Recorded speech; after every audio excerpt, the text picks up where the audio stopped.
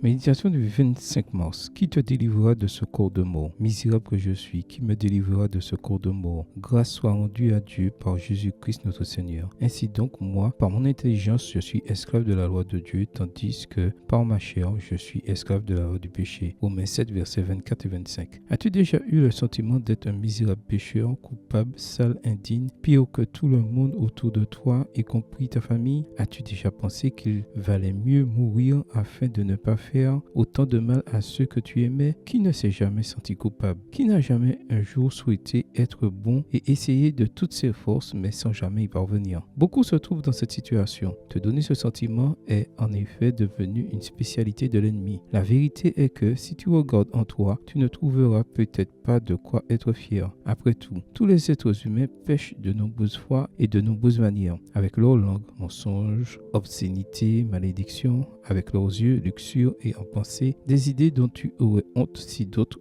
les connaissaient. L'apôtre Paul, qui était certainement plus saint et plus juste que beaucoup aujourd'hui, a également ressenti cela. Désespéré, il a crié, s'est exclamé et a supplié: qui me délivrera de ce corps de mort? Comment le ferai-je? Avec une bonne éducation, tu peux peut-être devenir raffiné, instruit et avoir un comportement extérieur qui plaît à la société, mais te libérer des pensées pécheresses de la réalité que toi seul connais serait impossible. Ta propre réalité te hante, te subjugue et te soumet. C'est alors qu'apparaît le Sauveur Jésus-Christ, la personne, le Dieu qui est capable de te transformer, de te changer, de faire de toi une autre personne. Par toi-même, impossible. Mais avec Jésus, tout est possible. Il changera le malheur en bénédiction sans que tu ne t'en aperçoives ou que tu ne puisses le comprendre. Le Saint-Esprit fait son œuvre en toi, même s'il te faut pour cela reconnaître tes cendres. Sois patient. Ne te précipite pas avant que tes pensées et tes goûts ne changent. L'inclination naturelle au péché sera transformée. Qui fait cela? L'Esprit Saint. Ne désespère pas. Ne pense pas ne pas avoir de solution.